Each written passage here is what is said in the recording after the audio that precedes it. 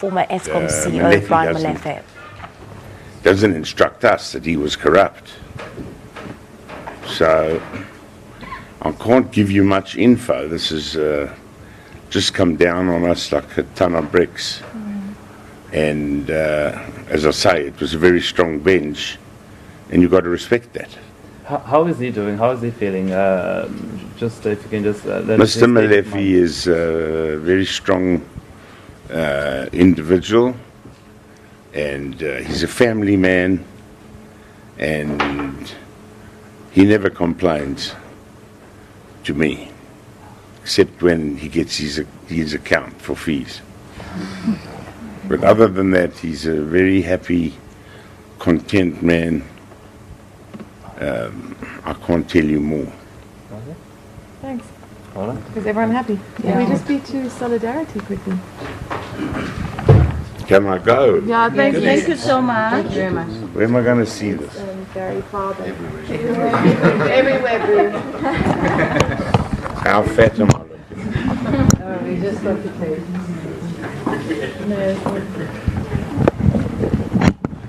Barry, is he going to pay back the money? Or you're going to... Do you want his telephone number? I can give you his email and his number. Ask him. Okay. I don't have that kind of mandate to answer. Okay, is everyone keen? Can you look at him? Yeah. Even if you ask questions, please look at him. Okay. All right. Your reactions, obviously, this was a clean sweep for you, it seems. Well, it's a 6-lap win for Solidarity, but not only for Solidarity, also for justice. Not only for justice, definitely also for the taxpayer. We welcome this specific judgment, but it is a pity that we had to come to court for this kind of case. It's a bad day for South Africa if high-ranking officials come to court to try to defend their unlawful action. It was clearly unlawful. We've seen in the judgment as well. He came here and tried to argue technical points to try to justify the specific unlawful action. Although this is a definite victory, this is not the end of the road. The fact of the matter is there was clear and lawful representations made. And that boils down to fraud. And fraud is a criminal activity. And we will definitely continue with the criminal case as well. The Director of Public Prosecution already indicated that the Hawks will investigate this specific case. They did that under oath. Solidarity will keep them to their oath, and we will, within the next 2 weeks, do representations to the Hawk to give substance to the criminal activities as well. So most probably we will see Mr. Molefe in court again, but I think this time it will be on the first floor at the criminal court. You've heard this lawyer saying that he wants to serve the nation. He's still interested in saving the state. What's your take on that? He served himself, and that came out here. He used the instruments of the nation to enrich himself. There's no place for corrupt individuals that make themselves guilty of unlawful actions in the public sphere. And the taxpayers must come out much, much clearer. They must revolt against this kind of individuals so that we can clean that public environment, so that we can know that taxpayers' money is used in the right and proper way. But is it just Mr. Molefe? I mean, do you feel that Eskom or Lynn Brown has a case to answer here? It's much broader than Mr. Molefe. Mr. Molefe, of course, in the middle, in the center of the controversy. But if we continue the next phase, and if it comes down to specifically criminal activities as well, those misrepresentations was broader than only Mr. Molefe. That also implicates the top management of Eskom. It implicates the minister, although she at this stage say, no, I don't know anything. And unfortunately, it also implicates the pension fund.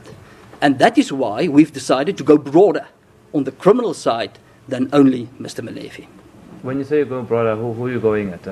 Some of the board members that were there at the time, your Ben Ngubane, Dr. Ben Ngubane, the likes? The fact of the matter is there was a meeting. In that specific meeting, decisions was made, and that meeting's minutes shows there was misrepresentations made. And the fact of the matter is all that was involved in the meeting that made the decision to actually pay out that pension fund, that people all must come and explain themselves. But, unfortunately, the pension fund itself, also the board of the pension fund in court said that they did not what they were supposed to do, and therefore they must also bring to account. We understand there's the inquiry in Parliament, and there's also the state of capture inquiry that is also going to look into these matters. Certainly, it was the reason that Brian Molefe, resigned to begin with.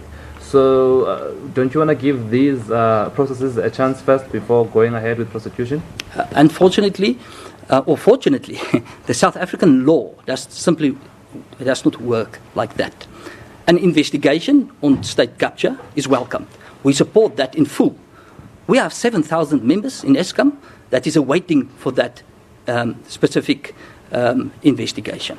We sit here with a court proceeding. We are quite glad about the fact that he must pay back. But neither the investigation nor this court proceeding nullified criminal proceedings. Fraud must be brought to court in a criminal way. And that is how South African law works. There's no way that any other investigation can nullify that. So, we had a prima facie case on criminal activities. The Director of Public Prosecutors said under oath in his papers, this court papers, that they will investigate. That actually said, oh yes, we have a prima facie case. That confirmed that. But the judgment of this morning paved the way quite clearly then to continue with that criminal activities. And it's not necessary to wait. Can we just get you in Afrikaans? I don't know. Yeah, sure. Just in Afrikaans, your reaction to the judgment and the fact that you want a criminal case, yeah?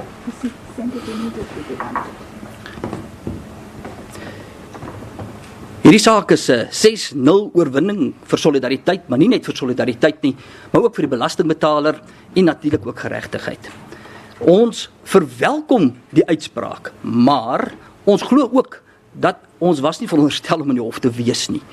Hoë persone is nie veronderstel om hof toe te gaan om hulle in onregmatige aktiwiteite te probeer regverdig deur tegniese punte nie, en dit is wat hier gebeur het. Alhoewel hierdie 'n groot oorwinning is. Of Mr. Brian Molefe, as well as the communications from Solidarity as we're hearing there. Of course, they're saying that it's a good day for justice in South Africa as well as for taxpayers. At the same time, arguing that it is a sad day and that it had to come to court to get someone of this stature to defend and be in defense of the public there. So we've heard both the views there coming from briefly the lawyer of Mr. Brian Molefe describing him as a family man. We're just going to have to wait and see what their initial reaction is going to be. And we have been hearing Solidarity and their view on the court judgment and what brought them up to this. And we do know that the Department of Justice then